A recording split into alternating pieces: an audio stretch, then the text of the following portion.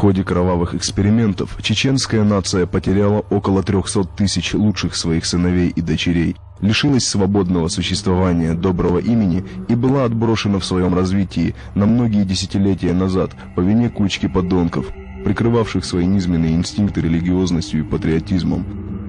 Народная память предаст их вечному проклятию. Ваххабизм как религиозное течение изначально появился в Аравии в первой половине XVIII века. Основателем этого лженаправления в исламе является Мухаммад ибн аль-Ваххаб, родившийся в начале XVIII века в городе Уейна, что находился на севере города Ар-Рияда. Ваххабизм – учение, которое провозглашает, что ислам извращенный и необходимо вернуться к его форме, максимально приближенной к древним священным текстам. Однако это всего лишь внешняя и декларируемая сторона. С самого момента зарождения этого течения его истинная задача – дискредитация и раскол мусульман методом организации параллельного ислама. Ваххабиты в Чеченскую республику пришли не в пору военной кампании, как это считают многие. Их дебют состоялся несколькими годами раньше. Накануне распада СССР в Астрахани прошел съезд так называемой Исламской партии Возрождения. Это был съезд общесоюзного характера. Его организаторами и участниками стали представители Узбекистана, Таджикистана, Дагестана, Карачаево-Черкесии, Чечено-Ингушетии и других республик. На этом съезде стоял вопрос о создании некой исламской партии Возрождения. Власть на тот период на фоне распада СССР ослабла, перестали функционировать заводы и фабрики, появилась огромная армия безработных. Таким образом, образовалась благодатная почва для тех, кто насаждал ваххабизм. Власти некоторое время оказались совершенно бессильны что-либо предпринять. Постепенно образовались мелкие партийные ячейки ваххабитов. Одним из первых представителей партии на Северном Кавказе стал Ибагогин Кибедов из Цумадинского района Дагестана. Именно он одним из первых стал сеять семена ваххабизма и в Чеченской республике. Так, в начале 90-х годов он переселяется из горного района на равнину и создает школу, которая базировалась в Кизил-Юрте. У него набралось около 700 учащихся, в основном дагестанцы, но была небольшая группа чеченцев и карачаевцев. В свое время эта школа была названа ваххабистской, а сам Багодин Кибедов становится лидером ваххабизма в Дагестане. Это были 91-92 годы. Ваххабизм – это враги ислама, это враги мирных людей, это люди, которые поставили перед собой одну единственную задачу – захватить власть и диктовать свои условия. И против этого мы будем стоять, и я абсолютно не сомневаюсь, что мы победим. Первые ваххабитские группы в Чеченской республике при активном содействии все того же Багаудина Кибедова появились в 1992 году. На тот период они сосредотачивались в основном на территории объединения «Проавтоматика». Костяком группы стали Ахмад Матаев и Ислам Халимов. Практически эти люди и стали зачинателями ваххабитского течения в Чеченской республике. В распространении в республике этого лжеучения приняли активное участие и ваххабиты как из Дагестана, так и из арабских стран, появившиеся у нас в годы существования режима Дудаева. Ревностными сторонниками ваххабизма становились и молодые чеченцы, которые на тот период получили образование в мусульманских странах. Их деятельность приводила к конфликту между ними и родителями, приверженцами традиционного ислама. После событий 1994-1996 годов Багодин Кибедов, изгнан к тому времени из Дагестана, со своими последователями переселяется в Чеченскую республику. Если в Дагестане отпор вооруженным ваххабитам был достаточно решителен, то Чеченская республика на тот момент ваххабитами уже была расколота, и к тому времени появилась непримиримая оппозиция во главе с Басаевым и Хаттабом.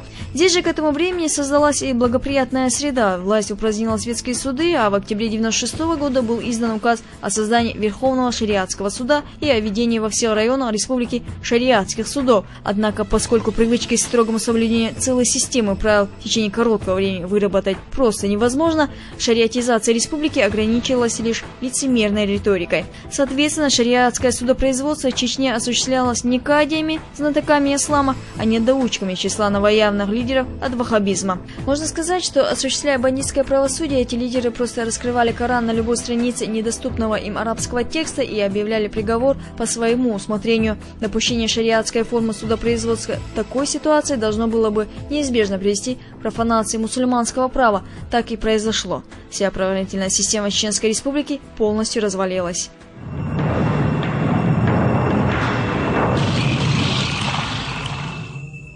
Первые конфликты между ваххабитами и последователями тарикатов начались уже в ходе военных действий. Так, с начала 1995 года в республике обозначился конфликт, возникший на почве религиозных разногласий между ваххабитами и последователями традиционного ислама. Наибольшую остроту в республике он приобрел, когда ваххабиты стали выступать за уничтожение святыни Дзияр-Тахеди, матери шейха Конта Хаджи Кишиева, зачинателя кадрийского тариката на Северном Кавказе. Этот конфликт явился началом последующих столкновений традиционалистов и ваххабитов. Именно с этого момента сторонники традиционного ислама и стали заявлять, что ваххабиты должны быть изгнаны из республики. Тем временем в 1998 году ваххабизм укрепляется в Дагестане, в котором образуется ваххабитский анклав в Кадарской зоне в селениях Карамахи, Чабанмахи. В этих селах также отменяется действие федеральных законов и провозглашается шариат. К этому времени все в том же Дагестане образуется объединение ваххабитов Дагестана под названием «Исламский джамаат Дагестана», которое имело тесную связь с полевым командиром Хаттабом. На базах Хаттаба и Басаева Чеченской республики дагестанские и чеченские ваххабиты проходят военную и идейно-политическую подготовку. Существовали школы подготовки ваххабитов под руководством эмира Джурала Раджабова и в Буйнакском районе Дагестана. Этот межвоенный период центром ваххабизма республики становится Урус-Мартан, который на тот момент контролируется группировкой Рамзана Ахмадова. Эти военизированные джамааты были замешаны в насилии над людьми, террористических актах и в похищениях людей. К 1998 году деятельность ваххабитов приобретает особенно угрожающий общественный характер, и об этом в полный голос одним из первых открыто заявляет муфти Чеченской республики Ахмад Хаджи Кадыров. 25 июля 1998 года по его инициативе в Грозном проходит съезд членов Духовного управления мусульман регионов Кавказа, на котором и прозвучало это открытое и резкое осуждение.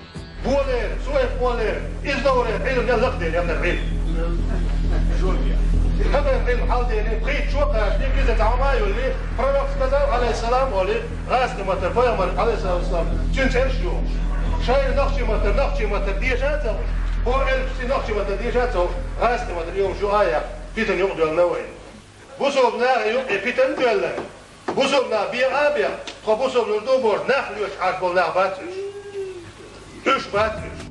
На муфтия совершается ряд покушений. В ответ на это муфти по чеченскому телевидению заявляет, что у него нет иных врагов, кроме ваххабитов, и что их действия ведут чеченский народ к неминуемой катастрофе. Ахмад Хаджи оказался прав. Пришел август 1999 года, и с ним вторая чеченская кампания. Вы цель видите? Право теперь. Вот это такой гребень. Ахмад Хаджи говорил, эти бандиты, они пошли сами. Мы их не посылали. А тогда Масхадов его не послушал. Вот мы сделаем так и вытесним в тишину. Оружие дайте, мы сами вытерем их оттуда. Зачем куда-то вытеснять, а потом ждать, пока они вырастут, снова опять куда-то заползут. Я не знаю, что они медленно. Значит, это с умыслом все это делается.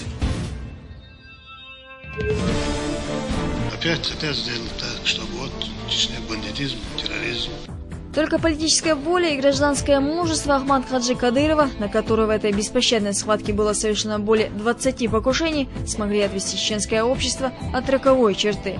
Импортированный в Чеченскую республику ваххабизм не имел и не имеет шанса стать общекавказской формой ислама и победить традиционный ислам. Это вовсе не потому, что народы Кавказа уже достаточно вкусили войны, развязанные агрессивными так называемыми борцами за веру, но и потому, что чеченское общество уже осознает, что и под каким соусом ему предлагается.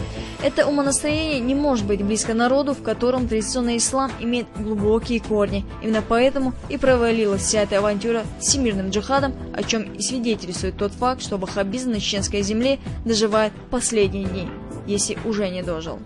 В период своего пребывания в Чеченской республике этот международный сброд лжепроповедников показал всему чеченскому народу образцы жестокости и аморальности, подстрекая чеченцев на братоубийственную войну. Кроме раздоров и кровопролития, эти безродные отщепенцы не принесли нам ничего хорошего.